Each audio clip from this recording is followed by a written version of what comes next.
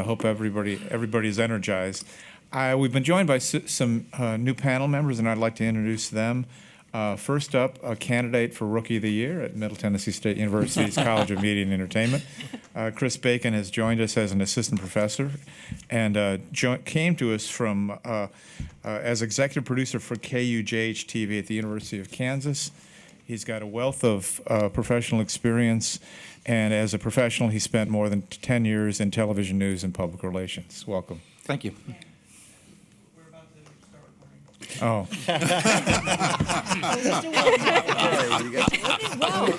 But hey, that was beautiful. That was some of the best I've heard. That was Welcome to TV, Ken. Nicely done. So I want you to meet this new guy. Name's Bob. I'm not repeating it. I will dub it in later. That was so good. It was slick. Okay, I'll come back to you. I'll go the other direction. First of all, I want to introduce several new members of the panel, and these are folks who, by and large, actually all of them, in one form or other, teach the new generation of students in journalism and media here at the College of Media and Entertainment. Joining us in the fall of 2015 was Christine Eschenfelder, who brings more than a dozen years of professional experience in local television news. She was the winner of 2 regional Edward R. Murrow Awards and earned her PhD in mass communication from the University of Florida. And we talked earlier about some of those core courses that are so critical no matter what your curriculum is. And Christine teaches media ethics, electronic news writing, and broadcast announcing. So welcome to the panel. Thank We're you. glad you're here. Glad to be here.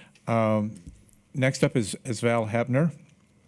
And Val has had a sordid career leading her to this campus.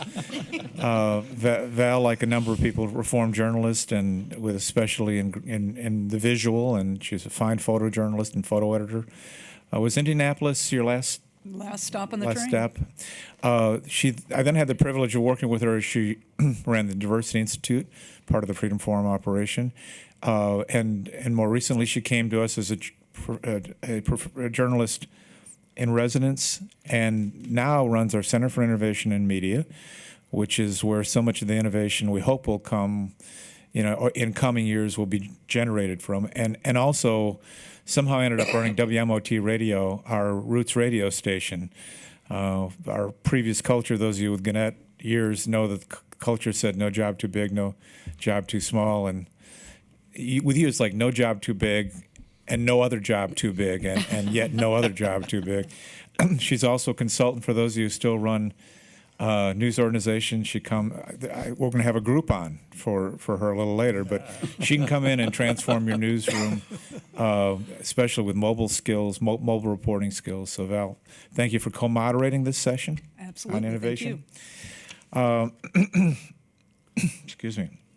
I'd like to introduce Andrew Oppman, who is the Vice President for Marketing and Communication at Middle Tennessee State University, his first real and meaningful job. Andrew had more than 25 years as a really widely respected journalist and ended up being a publisher. That was my first mistake. That's right. That's right. And shortly thereafter became a member of the MTSU family. He is passionate about journalism education, and although he's got one of the biggest jobs on campus, he takes the time to teach a course that's one of the best received, and we thank you for your dedication, Andrew. Thank you, Glad Ken. you're here. And finally, in the running for Rookie of the Year here at Middle Tennessee State University's College of Media and Entertainment, we're pleased to have added Chris Bacon as an assistant professor in the School of Journalism. He came from a role where he oversaw KUJH-TV at the University of Kansas, and that was an award-winning station, and he had a great impact on the quality of those students' skills and education, and he's doing much the same thing here. It's extraordinary when we can get people like Chris who have an outstanding academic orientation, but also have spent, in his case, 10 years in television news and public relations. So welcome, Chris. Thank you. And now I will turn this over to Deborah and Val as we explore we recognize the collective need for innovation. How do you instill that in an institution, particularly in the School of Journalism? Deborah?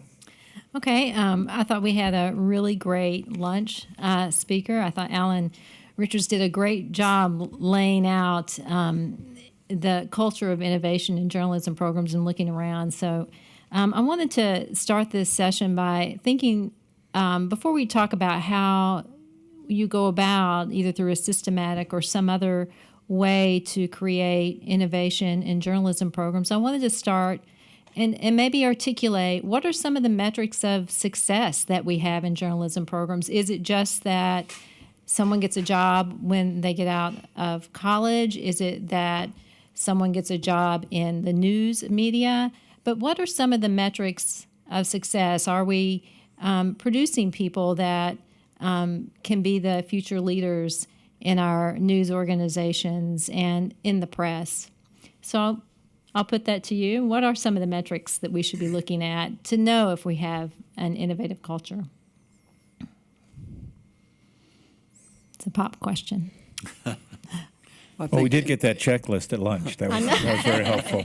I think employment is the top one. I mean, if our kids can go out, leave us, and become employed and work in the business and do well, as so many of them do, I think that speaks well for what we're doing. While they're here, though, certainly being a faculty advisor to Sidelines, I like to see them do well in contests and to promote our brand, our School of Journalism, and they've done rather well. And MT10 has too for student media. We have a capstone course. It's required for all students, and one of the ways we can measure the quality is the reviews by professionals. Every single student who graduates sits on a panel of 4 reviewers, 3 of whom are professionals and 1 faculty member. And then they write reviews, and then they let students know, obviously, what they think of their portfolio. And it's always an online portfolio. And then they do surveys for us and let us know how they think we're doing as a department. So that's one way we can measure. It's not always perfect, but it's a good way to see how we're doing. One thing that I've seen is sometimes we fall into that trap of you can do only this with this career and not really opening our eyes of the different things that they can do. Great example, I had a student who had a television reporting class for me, but he didn't want to go into television. But he emailed me after. He said, I'm a sports information person for a small school in Utah, and I have to do the shooting, I have to do the writing, and I have to put things up on YouTube. If I hadn't had your class, I would be lost right now. So it's just understanding what they can use with those skills and not putting them on one singular path. Well, Deborah, to your point on metrics, and to really dovetail on when we talked about portfolio, I do think measuring a portfolio, the body of work, once you leave one of our programs, is so very key. No matter what career you get into, having that broad base of look how I've handled different things in different venues, not just talking about how I've learned this in a class, but actually showing it to someone and say, this is how I approach these different stories. These are the things I learned. I really, Leon, I'm glad you talked about the importance of student media. I think that's one of the few commonalities between my ancient days when Bill Church and I were going to school and now is go work at the student media, get this experience, build that portfolio, use that to get internships, use that to get the job. And those are metrics I think that really do count. In looking overall, I lived through, and I'm sure some of you in the news media lived through the Craigslist taking away our classifieds. We lived through Facebook taking away what we thought our website was the center of online conversation in the community, only to be shown by Facebook not too much later that Facebook is now, where conversation happens. And so my question in terms of innovation, and to the question earlier, are we turning out people, and are we ourselves in the university thought leaders, and are we turning out people that can see the competitions that they'll face in sort of a bigger picture? Because I would not have imagined that Facebook would be the gateway to our stories in the news media. And I'm curious about your thoughts on that and how that kind of is incorporated into what we do. With your best students, I think you really are turning out some thought leaders. The question always, though, to me is, would they be thought leaders no matter what school they went to? Just because they're really good, smart, curious people.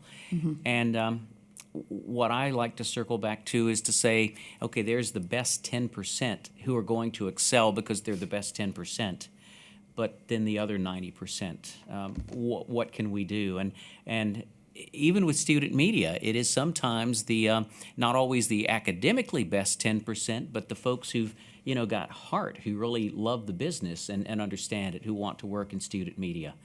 I think our challenge is figuring out how to find something as a metric for all levels of our students, because I think we do turn out thought leaders, but they might default as thought leaders anyway. One question I wondered is, as over the years, we had a huge intern program, sometimes as many as 20 during the summer, from universities all over the schools all over the country. And as listening to this conversation, wondering when your students are interns, when they come back to the university after that year or the summer, whatever time it is, to compare their experiences to other students that they engaged with from other universities. And what do they think of that? What skills were they missing? What do they wish they learned from those other skills? Because they really, at least I found, they bond together because they come into this new, everybody looks like their grandparents walking around the place. And and if you make them part of it and they've really had a good experience and they were thrown into things, what did they struggle with? What did they do well with? And I don't mean it turning the school into a vocational school, but what are the skills? Because those skills that you can teach them can really invigorate newsrooms. And one of the things that I really liked having them in there was the diversity of thought. Speak up, talk when they're there, learn, question people, because you're around people that you can learn from. We heard earlier in the morning people talk about, well, when I got out in the real work world, that's when I learned stuff. Well, yeah, sort of, but what they took is a foundation. Hey, Val, I want to put you on the spot. For a living, for a long time, when you were largely doing consulting work. So you walk into a newsroom and you were there to teach them new skills.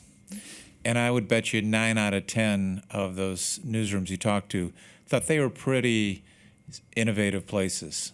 Yeah. And you'd go in and show them basic stuff and blow their minds, and then you would think to yourself, inwardly only because you're getting paid, these people are clueless. They are so far behind. I know that to be true. Oh, super true. I always joke with my my kids when I'm getting ready to leave that I'm getting in the way back machine, going back to 1995. But here, let me continue with the putting you on the spot. Same thing would happen if you went into journalism schools across the country, many of whom would say, I'm innovative, we're innovative. And you would show them things that are cutting edge, and you'd come away thinking, so how do we instill in those journalism schools, the processes, values, approach that creates innovation naturally as part of the system, so that you don't have to go back to the way back machine? How do you create a culture of innovation in a school of journalism? Well, I'll tell you one thing. When I came here as the journalist in residence, I was essentially a practicing professional, right? And I think professors of practice, Tom Story and I have had this conversation once or twice, I think that people who are working in this industry while imparting knowledge to our students, or who are very current in the industry, are really, really important, because this industry is changing so rapidly. I mean, Deborah mentioned Facebook, but really it's Snapchat and the next thing. I mean, people are talking about Snapchat's the next cable TV. Maybe that, I think it's a 50-50, but in truth, you need people who are practicing the craft. And not that our professors aren't practicing the craft, but but in a very current newsroom. And, one example of that here at Middle Tennessee State is Whitney Matheson, who is our new journalist in residence. Actually, she's been around for a couple of years now.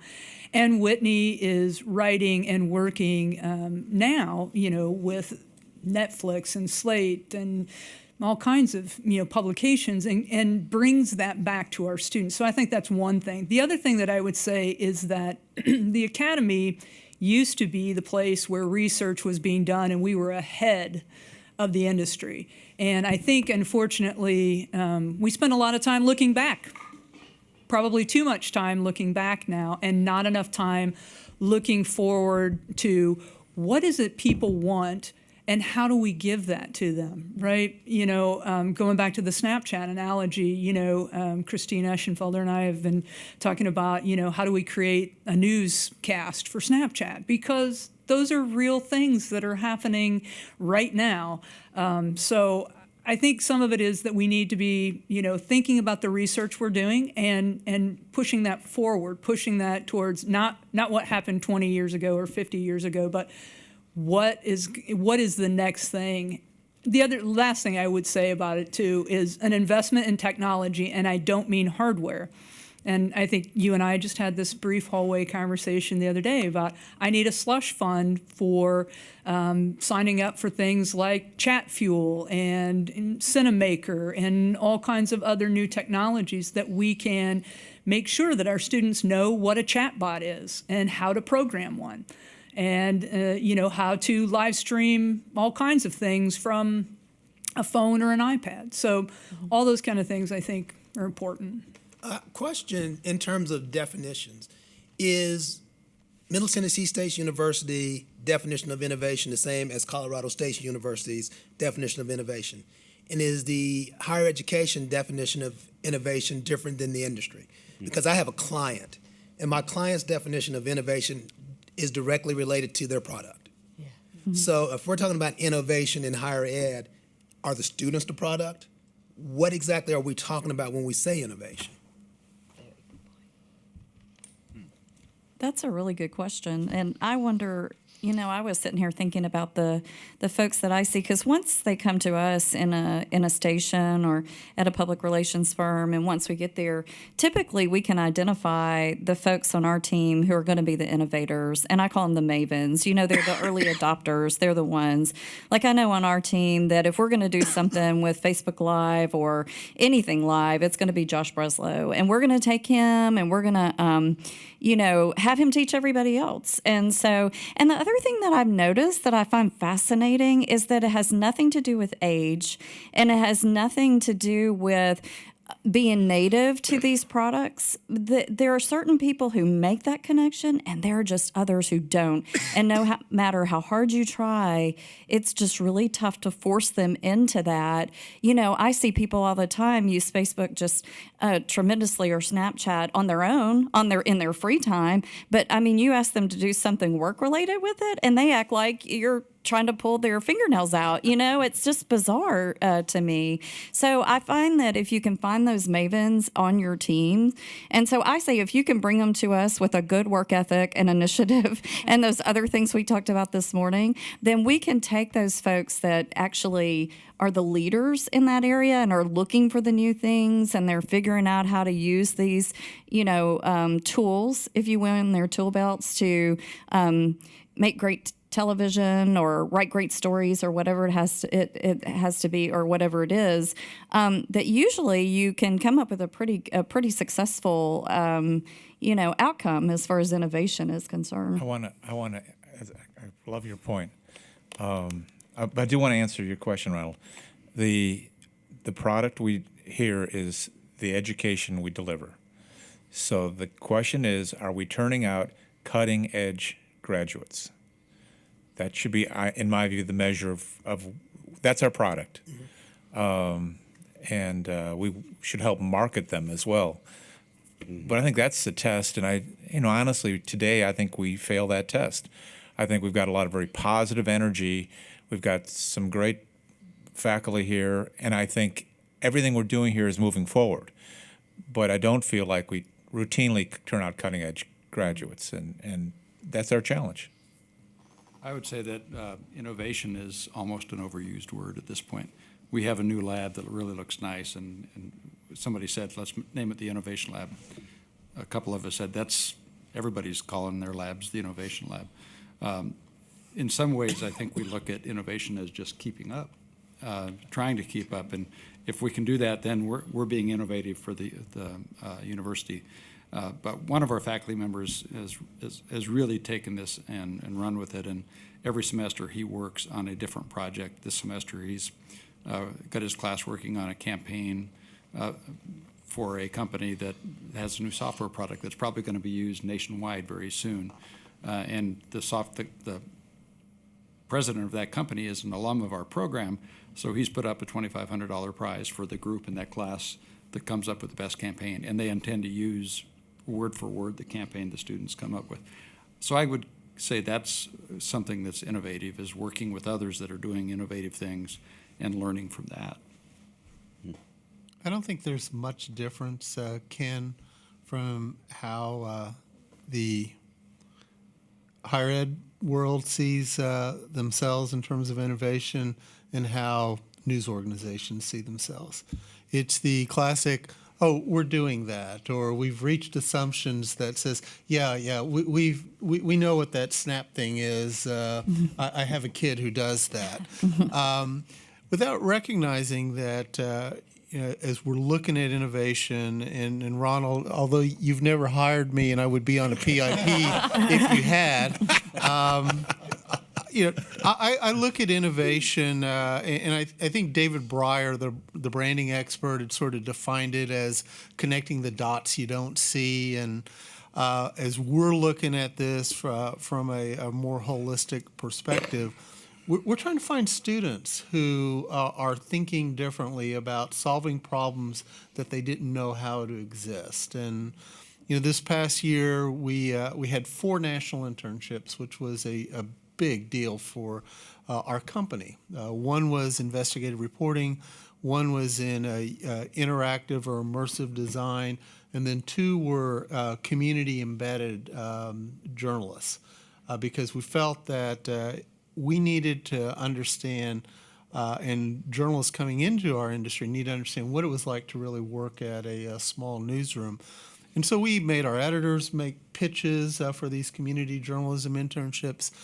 And then we went and did an analysis of all of our applicants and focused on the story or the journey that got them there and which ones stood out. And we got them from top 10 journalism programs, we got them from community colleges. But one of the parallels that we saw is when we saw students who understood what we had asked for, because we had said, we want you to tell our story, we want you to dazzle us in a way that we hadn't thought of. And to me, as I'm moving forward, I want to find those thinkers who can come in and have a good foundation, but understanding that storytelling takes a completely different look.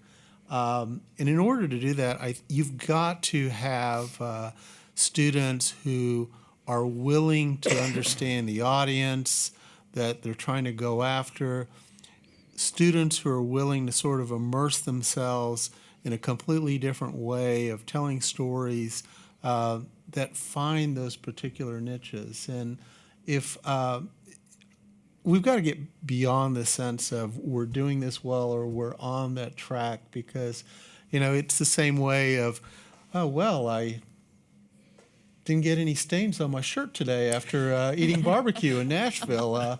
Obviously, my manners have improved. That's innovation. That's innovation. No, it just means I just took a different tack, and that's the approach we've got to look at.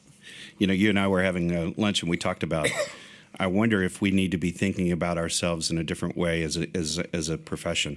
I wonder if we're more like, if we need to be borrowing a page from youth pastors in the ministry, where they're recruiting people that come into the profession because they believe and they're willing to. They come in with their eyes wide open. They know what the challenges are going to be. They know what the pay is going to be. They know what the situation's going to be, but yet they're motivated by something that's different, that's special, and they're willing to overcome some of those things and learn along the ways. I mean, if you endure 5 solid good years at a daily newspaper, there's really nothing you can't do in the business world. I mean, think about that. Think about just the amazing finishing school. Almost like the Marines in a lot of ways. We'll teach you to do about anything. Think on your feet. Think through problems. Present yourself. Present your brand. Learn new technology. I mean, maybe we're just selling ourselves. That's, to your point, Greg, maybe that's how we get that 1%, those 5%, that 10% that can really think and do. Right, and that's a measure really of what Leon started off by saying, that a metric of success is placement of our students. And if we remind people that it is okay to be patient and to keep a job more than 2 years, if they'll just hang on, they will be the veterans at the end of probably 3 or 4 years. I sat in on a career panel several years ago, and they were talking about the fact that, look around the room. Think about the people that you start your job with. If you stay there, in about 3 years' time, you're going to be the senior leadership.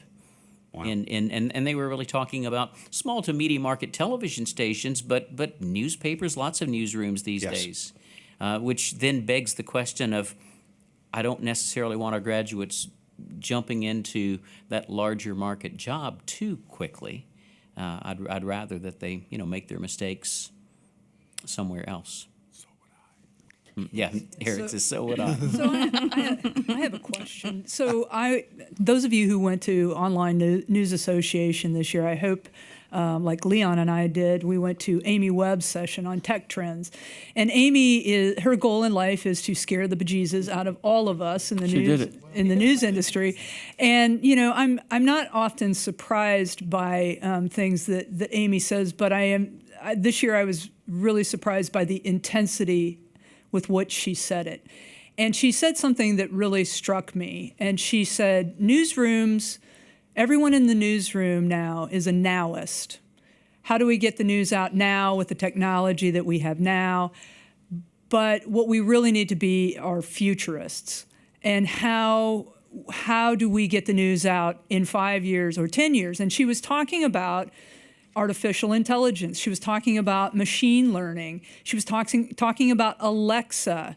She was talking about visual reconstruction and things like that. These are not, new things, but how, because right now in the academy, we are training people for jobs that are here now. And how do we train them for those jobs, but help them think about 5 years and 10 years down the road? Thank you, Val. That's exactly what I said this morning. No, I already said that. Thank you very much. Ditto. Well, so how do you do that? How do you do that within a journalism school? I'll pick on Jen Woodard. I think one of the things is having conversations like this and that spark these ideas in the minds of the faculty. We've been having Friday lunches where we've been throwing around conversations and thinking about how to transform our curriculum and reach the students and help them to understand, all of the new things that are out there and new ways to tell their stories. And, we get really excited when we're talking with each other. And as I've been listening to this conversation, and Diane, especially this morning when I was listening to you, I was thinking, there are some partnerships that we should be making and that we can make, even within our college. We have an interactive media program in media arts, and there's a professor over there who's doing some really incredible things with virtual reality. Mm-hmm. And there are ways that we can incorporate that into what we're doing. I think a lot of the innovation comes when the faculty get together, we think about it and we learn these new things, and we're so excited to bring it back into our classrooms. That's why it's so important that we go to the conferences and we go to Poynter and we go to ONA, and it's exciting to bring it back and to figure out how we can incorporate it into our classrooms. I mean, I know that's how so many ideas that I do in my classroom have come about, is from attending the conferences or speaking on panels and hearing from people about the things that they're doing. And we incorporate it and bring it back. It's like, okay, well, we're going to do this social media thing. We're going to do these Snapchat things. We have a student group now, and their whole distribution is on Facebook Live, and they have a YouTube channel. And, right now I'm thinking, okay, we're going to do Snapchat too. So, next week they're going to figure out how to do Snapchat. So, everything that we talk about as faculty, I know Christine and Chris, we start incorporating it almost immediately. We get excited about it. And that's what makes our programs, I think, innovative. And, you see your students, they start doing that themselves. I have several students who are doing their own shows. We've talked about shows, and they're like, okay, well, I'm going to do mine. And they immediately start doing their own shows based upon the things that we've talked about in class or the new technologies that we've shown us. Oh, we can use that immediately. So I think it's that excitement, that sense of immediate, that looking at the future and then bringing it into our classroom is one of the things that excites me about teaching and about being in this profession. Back to you, Val. Anybody else on that? No? Okay. Well, yeah, what I think is important as well is to have an environment in the classroom we can say to our students, let's try this. Let's see if it works. If it fails, so what? I'm not going to fail you.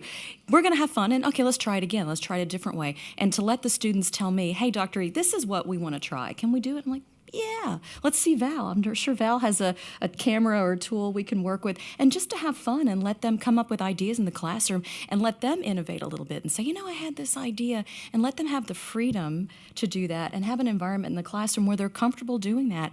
And I love when something just is an epic fail and they laugh about it and go, oh, yeah, I can't believe I did that. Oh, and another student will say, well, let's try this. We could do this. And then eventually it comes together and they love it, and I celebrate it with them.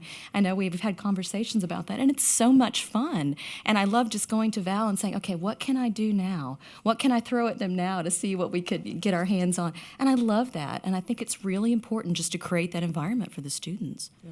And we're not afraid to, So, yeah, we've got every day planned out, but if something exciting or extraordinary comes up, walk away from that plan and that syllabus plan and let's do it. And we do. And, sometimes it's an epic fail, but sometimes it's an extraordinary, wonderful thing that's, we didn't know that they could do it, and they're excited, we're excited, I'm like, ooh, let's enter into competition. Exactly. I'm trying to get our team to really think about that actual, what you're talking about, and doing those things being the new day part. Because I think about, just the other day we had this conversation about, well, I don't know that we can do that because, we got to get it on the air. And I'm like, no. I said, there are probably more people watching you on Facebook Live, Snapchat during the day than they're actually watching you on TV. Look at the daytime ratings. I mean, they're not there. And so getting folks to understand that, I think students too, understanding that that's really where the eyeballs are. That's where people are. Now, obviously we have to monetize that at some point down the road, and we're still trying to figure all of that out. But really that's the stage. It's not necessarily in the middle of the day at, on the TV screen. And so if they're really looking for how do I get this information out to the most people, or report this story or show this story to the most people, it's those things that are happening. Because what are people doing? They work in the morning, they go eat lunch, then they get on the computer and play, right? Most of the rest of the day. I mean, I know none of you do that, but I'm just saying that typically that's what happens. At least that's what our metrics show. So I think it's really, getting them to understand that practical application, and then having someone who actually sells digital go out and say, why is this so important? Why is this so important? Well, it's important because the more impressions we have, the more eyeballs we have on this, the more revenue we can bring in. And then we can buy more tools, and we can pay your salaries, and you can eat, and, those kind of things that, that make that come together for them, hopefully.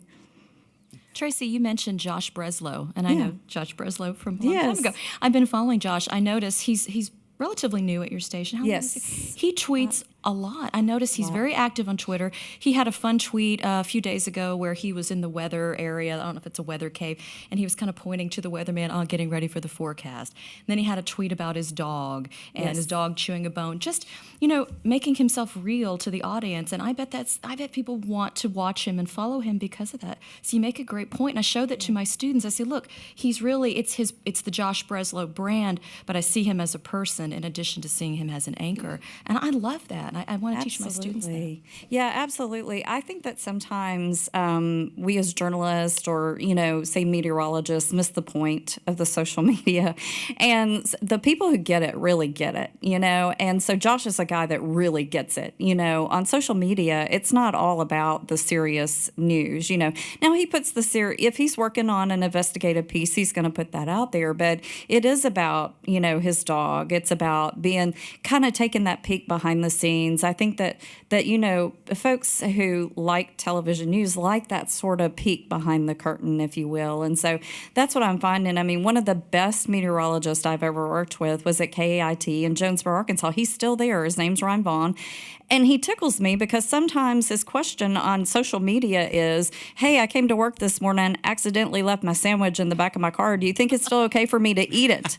And it's all of a sudden, all these people are piling on like, I wouldn't eat it, or, oh, it's fine, you shouldn't. And you're thinking, what does this have to do with the weather? Absolutely nothing. But for whatever reason, the people feel a personal connection to him. And I think that's really, what this has become is the personal connection. And so I always said there would be a day that people could sit down and they could actually produce their own newscast, right? Like our professionals do. They sit in and they figure out, okay, this is going to be the lead, and then this is the B block lead, and then this is what we're going to end with, and so on and so forth. And I really think that's what we're doing with our Facebook feeds now. I think we're determining what our newscast looks like on our Facebook feeds. We decide if we want our Facebook feeds to look happy, or, is there a little room for sadness or a little drama?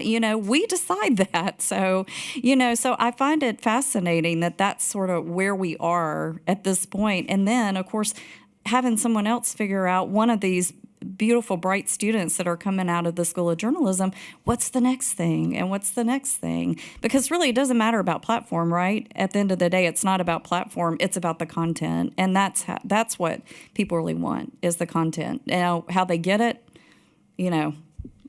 that's all over the place. But So let me ask a quick question based on what Val said and the idea of iterative thinking. I couldn't agree more that that's what's exciting in a classroom, and that's how you change the culture of a classroom, is by creating an environment where students are not only allowed but encouraged to fail. And design thinking is all about being compassionate and empathetic, and then iterative design. So you try it, you fail, you try something else, it works. You get used to the idea that not everything is going to work and some things do. What about doing that with faculty?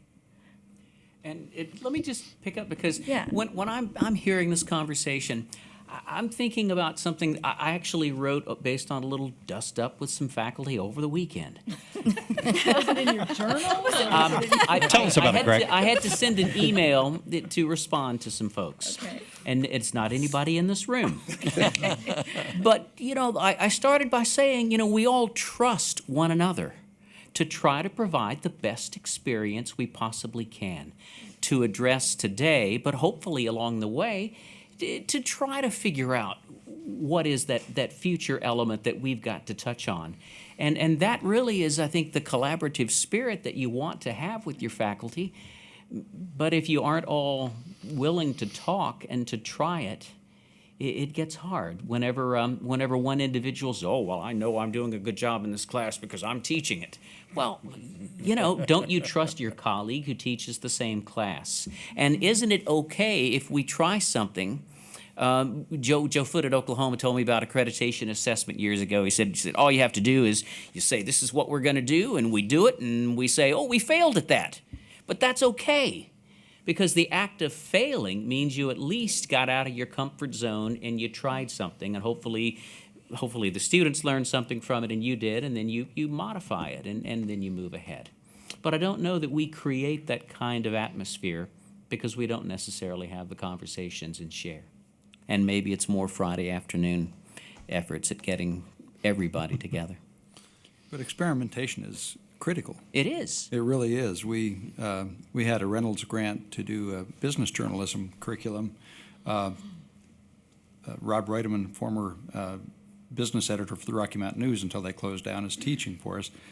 We can't get enough students in that class really to make it happen, but we're still doing it, still hoping that sooner or later, they're going to realize that this, and it has improved little by little. Meanwhile, another faculty member starts a live television production unit, just kind of out of nowhere, about $20,000 worth of equipment, and it's gone crazy. 100 students in it, we can't keep up with it. And so we're still putting resources toward business journalism because we think that's a very important thing. But the bodies don't always justify the expenditure or the experiment, but I think you still have to do that and stick with it long enough to see if it's going to work. I want to go back to the idea of professors of practice for just a minute and ask you guys, how do we get faculty to feel free to fail, to actually want the training, to be able to, you have to know it to teach it, you have to practice it to teach it. And I don't think I'm speaking out of turn when I say there are people on our faculty and everyone's faculty that does not want to learn. They're an expert in their area and they don't want to get outside of that area. But how do we get them to want to do that and to actually do it? Because unless you know Final Cut, Premiere, Cinemaker, Snapchat, these things, unless you do it, you're not going to be able to teach it. So how do we get faculty members, Tom Story, I'm looking at you over there, how do we get them to do this?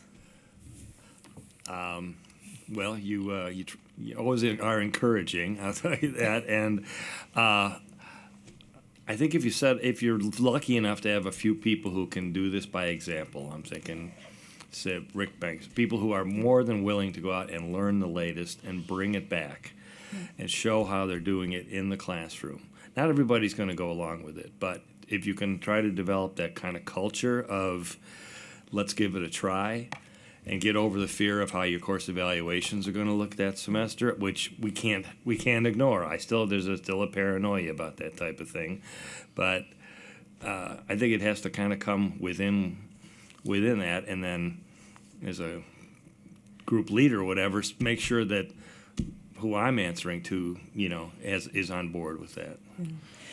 He has a faculty member named Dr. Sabril Bennett, and one of the classes that she teaches is, I'm not even sure what the title of it is, but she and I talk about it a lot because what she does is she assigns her students to find a new technology and to learn it, to create a story in it, and then to create a tutorial that she then keeps on a blog for faculty and other students. And I think that's a really interesting idea of also making our students think forward. It's called entrepreneurial media. There you go. Developed that, yeah. And right now we haven't been successful. We're actually trying to get that into the Gen Ed core. Because I think you understand that it might be a little resistance to that, but it's gotten very popular. We talked about creating a culture.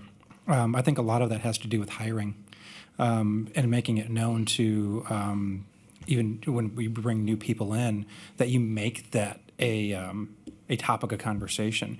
You bring people in on that group that can challenge on the professional side. How are you going to innovate? How are we going to take it that next step?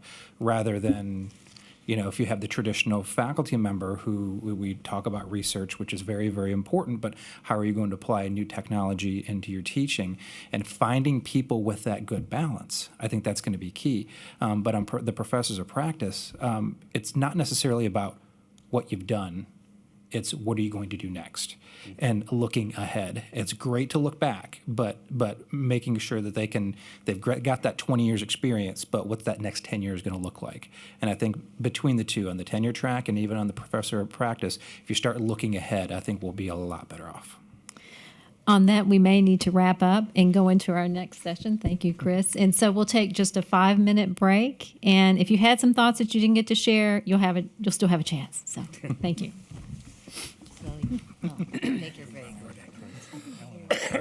And we cut to commercial.